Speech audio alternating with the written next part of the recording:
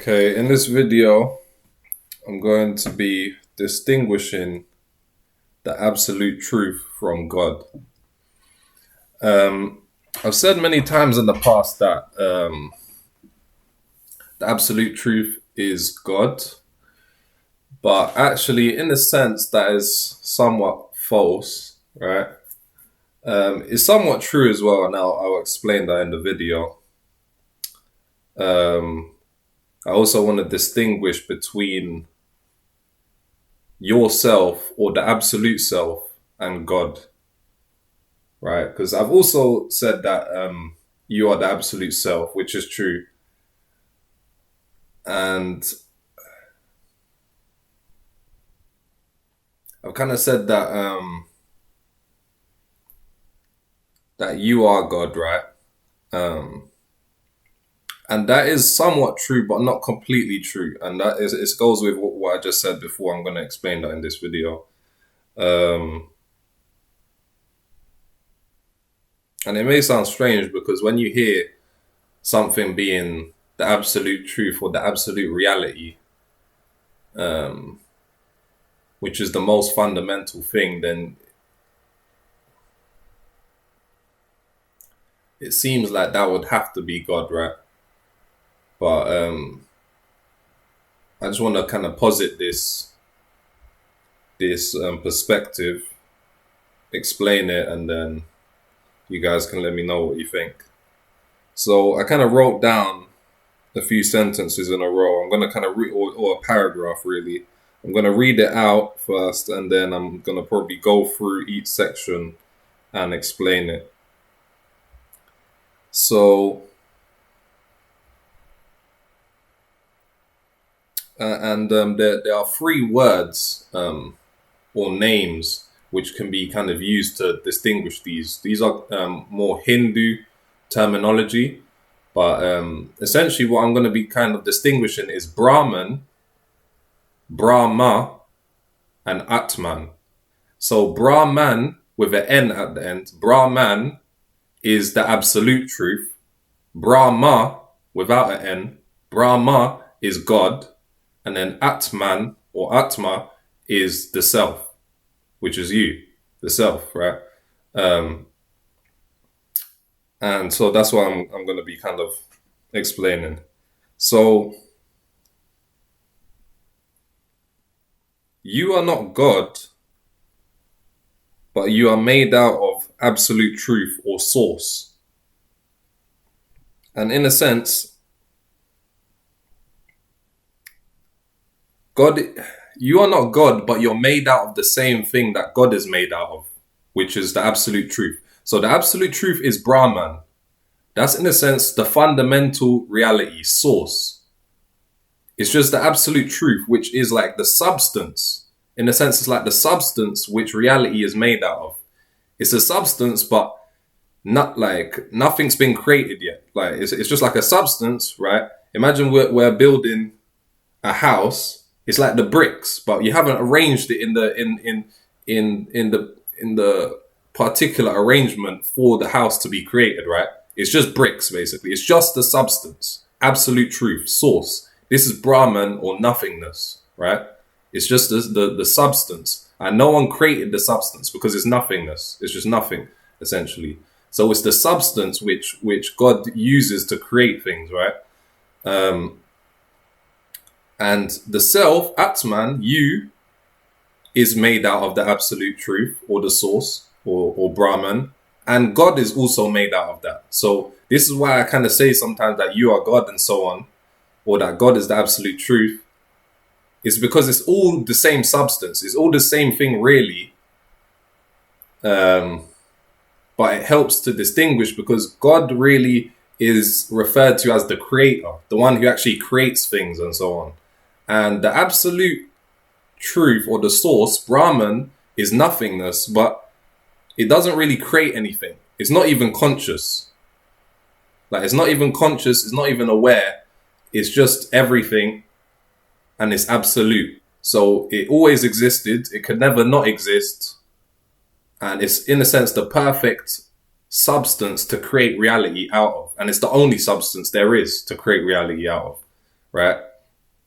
So let me carry on. So you are made out of Brahman. So Atman is made out of Brahman, and Brahma is also made out of Brahman, right? So in that sense, you're the same thing. But I'll explain kind of like what the differences are. So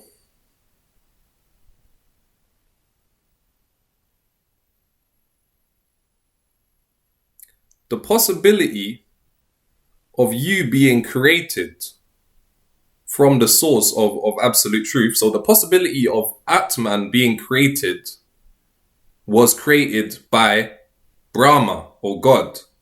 So there was just Brahman, which is like the substance, the absolute truth, right? But God was required for you to be created out of this substance. So if there was no God in the middle, in a sense, it's like the middleman. If there was no Brahma or God in the middle, who does what God does, then you wouldn't have been able to create yourself or to exist. Like, you wouldn't be able to create yourself out of this absolute truth. You wouldn't have been able to manifest or be born or anything if God didn't create that possibility, right?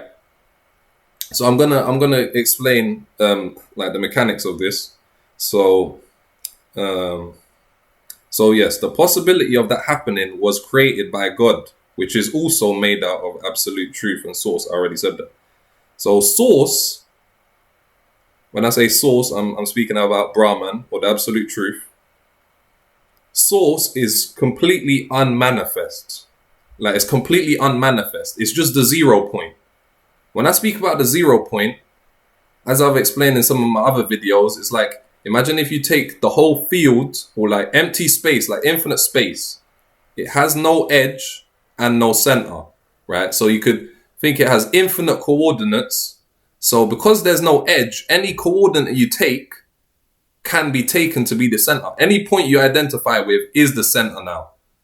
Because literally, and it doesn't matter if you take that point or that point, the moment you identify with a point, then it becomes the center of the field because there's no edge, right? So this is why everyone feels like they're in the middle of the universe, right? And this is why every experience that can possibly be had will always be a first person experience, right?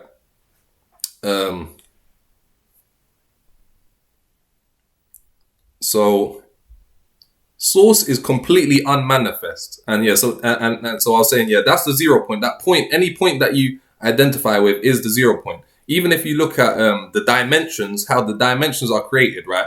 If you look at the 0 dimension, it's literally just a point. Then it creates like 1, the first dimension. Then it creates 2.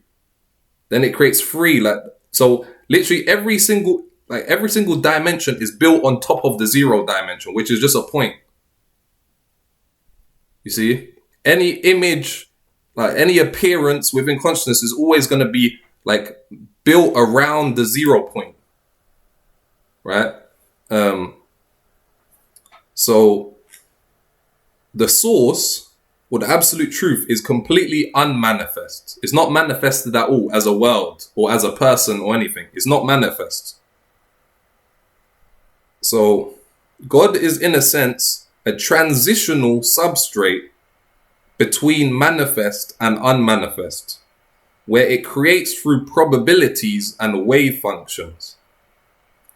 So between the source and the manifested world, so between the source, which is completely unmanifest, to this manifested physical world, like that transition between that, that's essentially where God comes in, right? So God is a transitionary substrate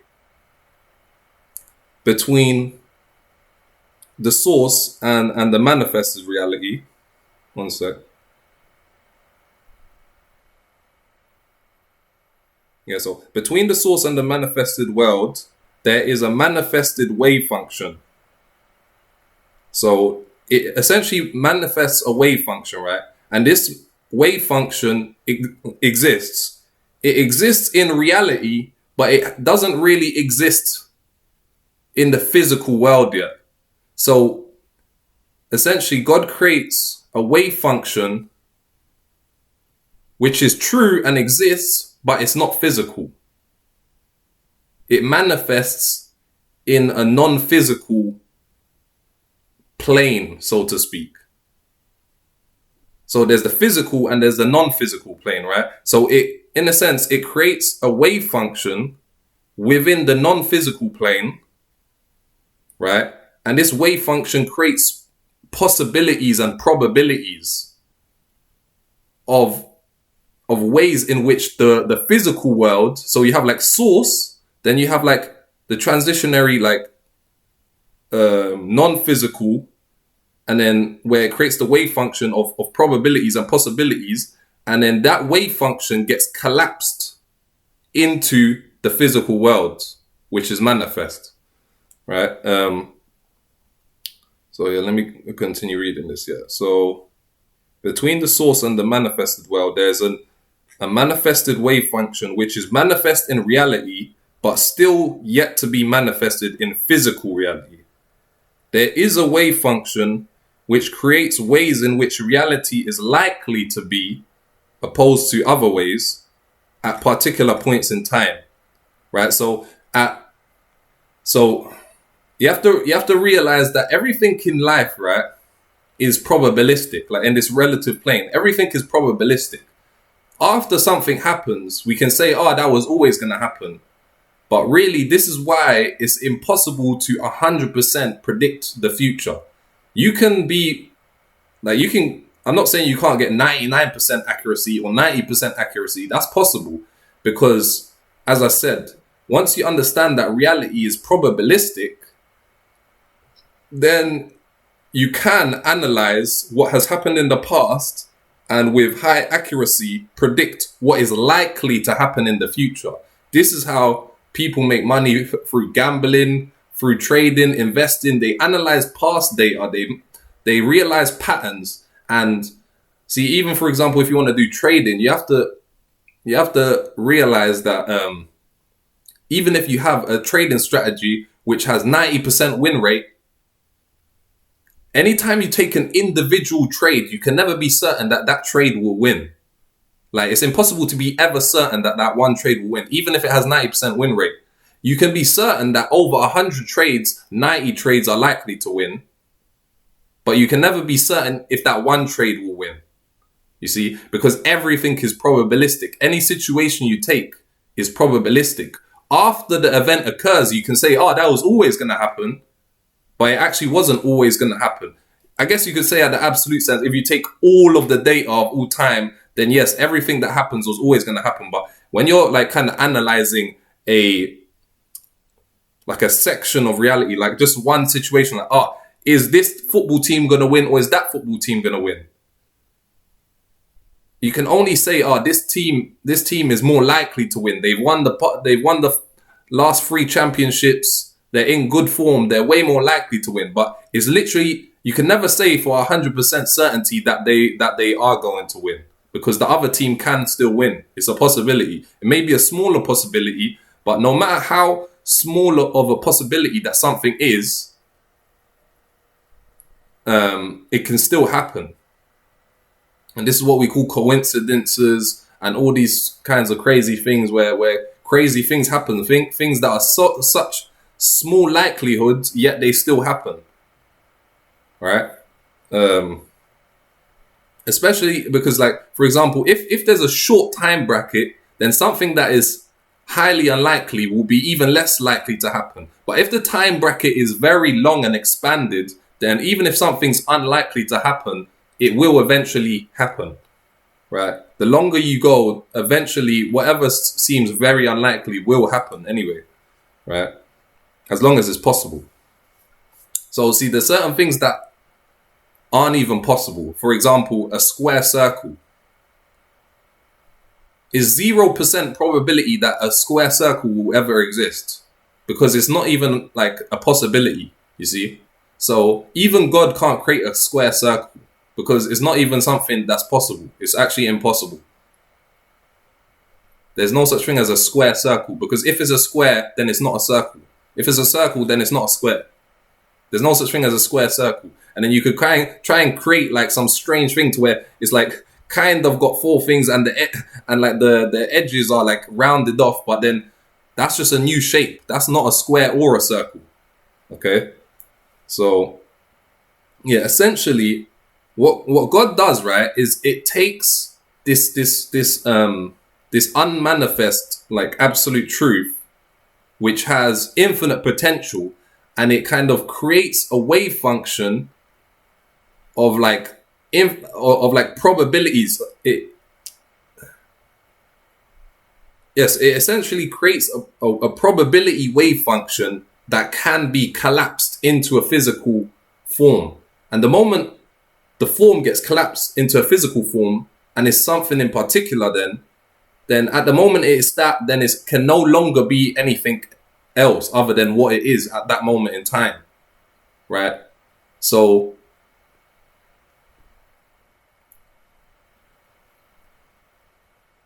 that's basically what I'm explaining with after the fact of the event. So see, before a football match begins, or you're betting on something, or before something happens, like Trump or Kamala Harris, like right now, at the point I'm making this video, it's a few days away. I don't know the exact date, but that election is going to be very soon. Right now, it's still uncertain. Either of those can win. After the fact, let's say Donald Trump wins, then it's solidified as that. The wave function has been collapsed as that. So it can't just like shift to Kamala Harris now. It can't be like Kamala Harris and Donald Trump won. See, that's like saying a square circle.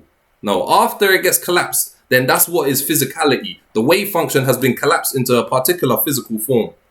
But before it gets collapsed, it's non-physical. It's just probabilities, and this is in a sense at the quantum level, and it's not anything in particular yet, right? So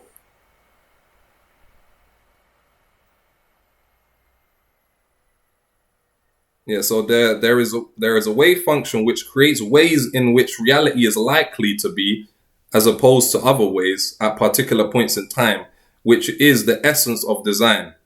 So this is in a sense why the first action in the whole universe was a conscious choice.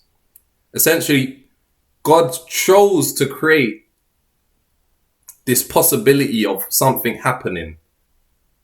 It didn't necessarily design every small detail of what happens, but it created the possibility of, it's almost like God gave birth to the universe. It's like if you give birth to a child, you're not necessarily deciding, like you can try and raise it well and all of that stuff, but you're not necessarily deciding if it's going to have like the perfect life or a terrible life, or if it's going to experience the highest pleasures or the worst pains. You can't really 100% control that, right? But by simply like creating them, like that conception, having that conception, the moment you like give birth to them, you've created that possibility for them to experience all of those things now. See, the possibility is now open. It's like what God created is like an open possibility field, right?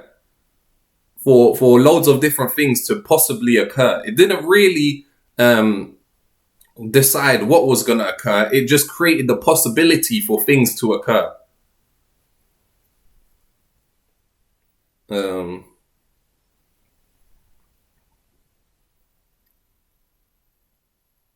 Yeah, so in a sense, God simply created the possibility for other beings to create themselves through conscious choice by creating a field filled with infinite choice and complexity and a variety of things to choose from. This is why I say at the absolute level, God or truth or whatever, right? It doesn't really have, like, having absolute will or absolute free will is the same as having no will at all. Because free will is the capacity to exercise choice, right? And if there's nothing to choose from, then you have no free will, because like if you're incarnated into a human, then you can say, yes, you have free will, you have choice, because you can choose to go left or right. Yes, maybe past events may have influenced your decision, but still you have the choice to go left or right. There's the options. You have options, therefore you have free will because you can choose between the options. It's not absolute free will, but it's relative free will. That's what you have as a human, because you have choices. And actually, really, free will is always relative. Because as I said, if you say you have absolute free will, then that's the same as saying you have no free will, because there's no options for you to choose between, because those options haven't even been created in reality yet. They haven't even manifested yet. So you have nothing to choose between.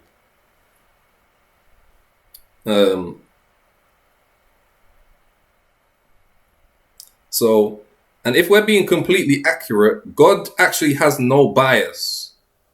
It has no bias over liking this thing over this thing. It's like God doesn't have favorites. It's not sitting there like, oh, I like this human, I'm gonna bless him, and I don't like this human, or I like humans and I don't like pigs. So I'm gonna make like humans be good and pigs like whatever. Like it's not like that. It literally just creates, as I said, and it basically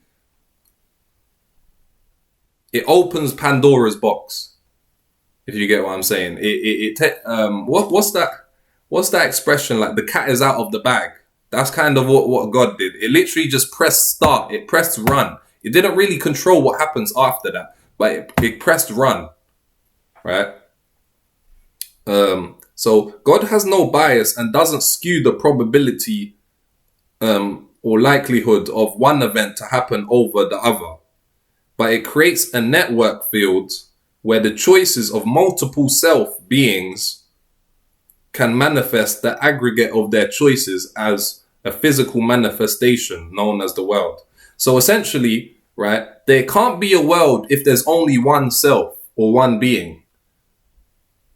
So what really the world is just a collective of multiple individuals.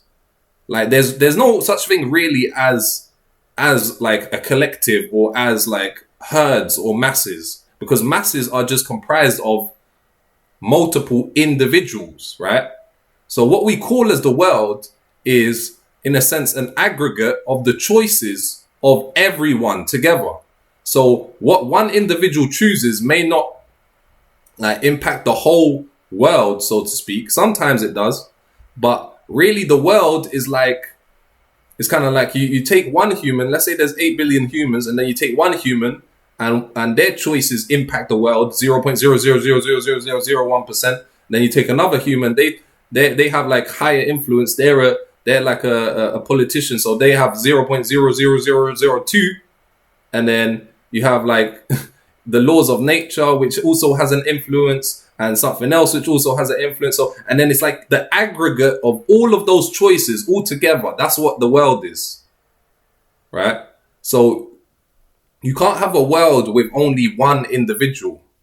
You have to have multiple beings. So in a sense, what God did is it like created copies of itself. It created copies of the self. Like it created many copies which all like incarnate, and then when they interact with each other, that's what creates the world. You see, like I'm like one incarnation, one clone of God. You're a clone of God, and everyone's a clone of God, right? And we all incarnated, and when we interact, we create the world, right?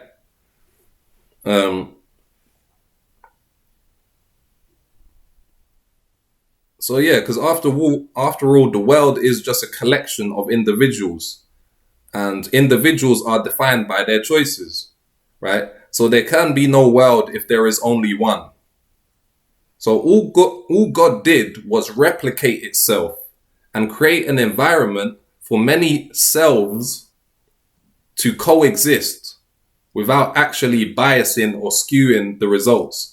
So essentially, this is why in like the Bible and so on, even though I'm not religious, but this is why it is actually quite accurate to say that God gave us free will, because it did give us free will, and us having our choices to create ourselves the way we want. We didn't like, as a human, like speaking from the human reference, you didn't like make yourself born, right? Like your parents conceived you and your parents gave birth to you, right? But you can create yourself the way you want to be. Like everything that you are is defined by the choices that you make. So if you want to be this way, then you can choose and be that way. Or if you want to be that way, you can choose and be that way. And people might disagree with that, but what they don't realize is that it's because they've also outsourced their authority. So they believe, right, that, for example, because I'm saying that, yes, in the world there are multiple forces at play. So what they, in a sense, start to believe then is that the other forces are more powerful than them, and causality or society or my family or whatever, they kind of molded me into who I am. I didn't have a choice in that. But you chose to believe that they have like a stronger influence on what you are than you do. So by you choosing to believe that you don't have free will, or that you don't have the capacity to create your own self the way you want to be, that's how you created yourself, like to fucking like to kind of be more influenced by others. If you just in a moment, like in any given moment, you could decide, wait a minute, fuck what like happened in the past, fuck what he says I should be, fuck what she says I should be, fuck what the Bible says I should be, I want to be this way. And then literally just choose that, and then you'll just be that way. Because there's nothing else. There's nothing else that can override you. Like at the real self level, you're the only one that's there, because everyone else is just another version of you. It's not like there's really others and they're really different. They're just clones of you. Like everyone is just clones of the self, because everyone is the self. And the self is just, in a sense, consciousness having an experience from a first person point of view.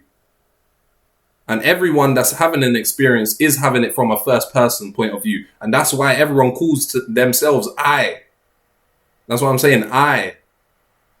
That's the self. You're referring to I. So, so again, to kind of summarize, Brahman is just the source that it's just the source. It's just unmanifest, and it's just like, it's just the material that reality is made out of, and all it is just truth. It's just truth that is true. And because it's absolute and the truth will always be true, it's the perfect material to make reality out of, right? It's like if you're building a house, you want strong bricks that will remain as bricks. You don't want like weak bricks that will just turn into sand, or like just crumble into like rubble or something. You know what I'm saying? So in a sense, this analogy is that imagine bricks that could never they could never crumble, they could never like transform or wither over time. It's just the perfect material that will always remain as itself. Right? So Brahman is the source, which wasn't created by anyone. God didn't create that. But God created itself out of that. And that's what separates God from kind of all other beings, even though all other beings are clones of God, in a sense.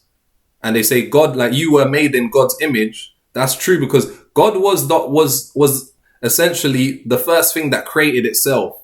It created itself by a choice. And I was even recently watching something. I've been watching this series called The 12 Monkeys. It's actually a really good show. It's mostly about time travel, and I'm only on season 2 and so on. But where I've been getting up to recently has been really heating up. I've been enjoying that show. And there's one person who created time travel, Dr. Jones, right?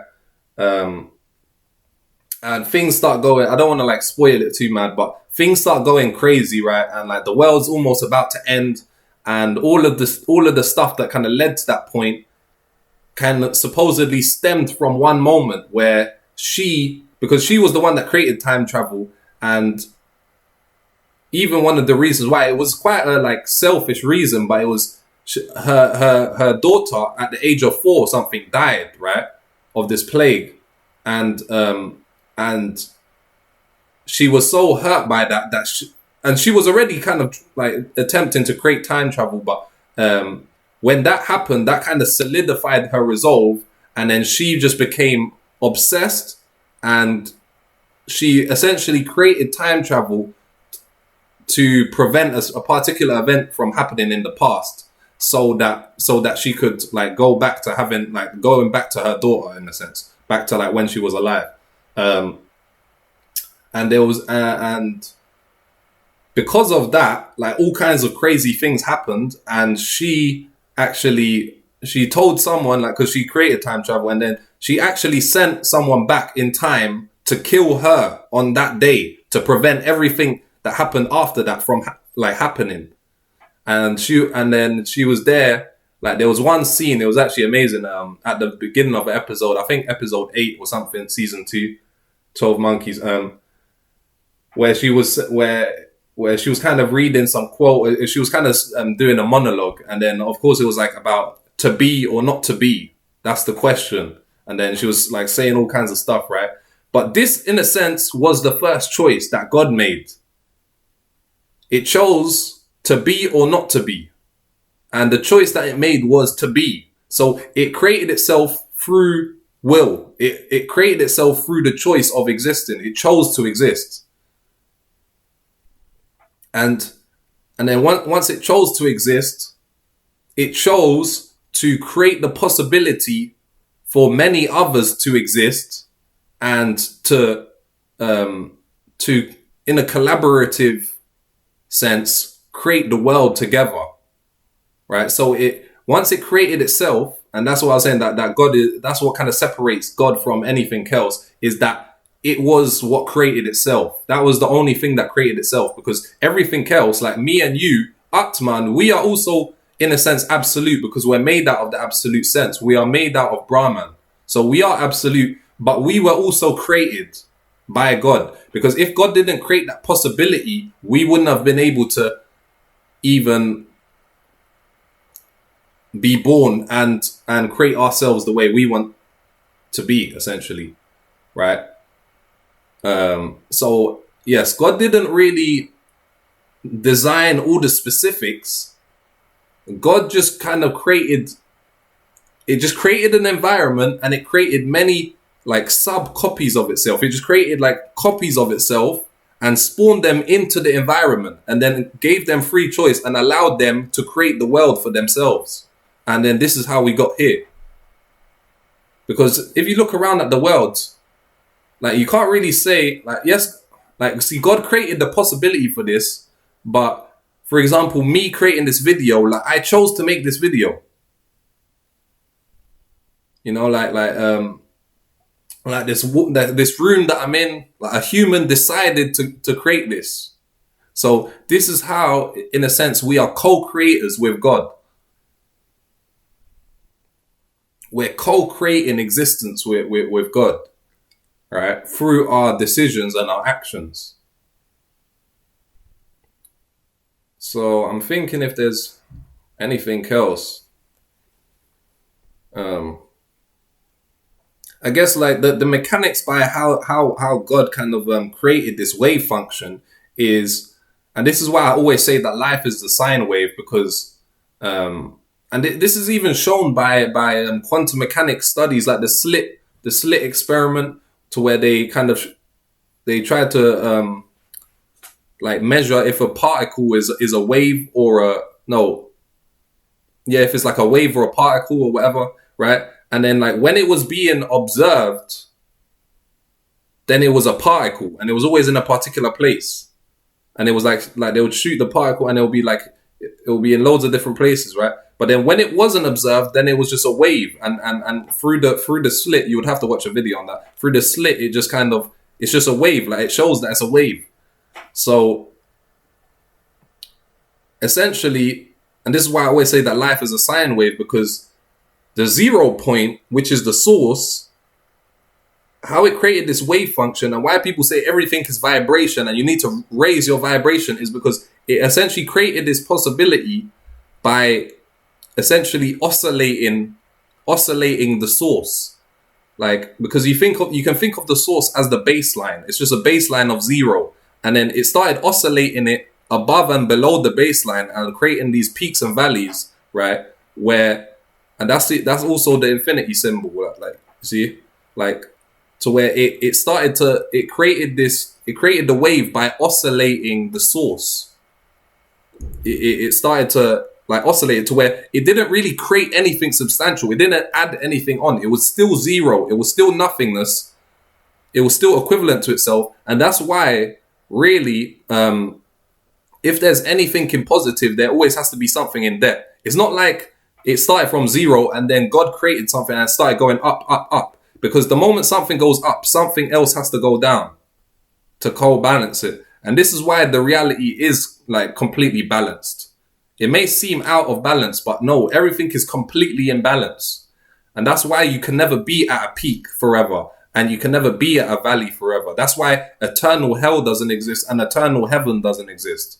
But you can, in a sense, attain like liberation by resting back at the baseline again. The problem is when people try to get to heaven and stay like above the baseline, which is impossible. And you'll always be disappointed because the peak will like crash. So you have to like settle back to the baseline. That's the only time it will ever be stable and like remain. Because only 0 can remain forever because it never began. So anything that's substantial will always end. Everything that has a beginning will always end, right?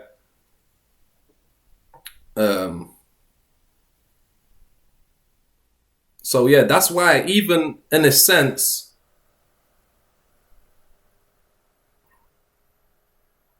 I haven't fully studied the Hindu scriptures too much, but I will do that in my own time. But I've seen certain videos and certain things where they even say that even Brahma has its own lifetime, and that the lifetime of Brahma is the lifetime of the existence. So like you could imagine the Big Bang was the beginning of like, that was when God was born, was the Big Bang. And then when the big crunch happens, that's when God dies. And God's lifetime is supposed to be like 3 trillion years or whatever. Like, it doesn't really matter the number. It's very long, but the fact that God created itself and had the beginning, so to speak, that means that God will end and collapse as well. But then it will probably just create itself again eventually, right? So, yeah. Let me know if you disagree with anything.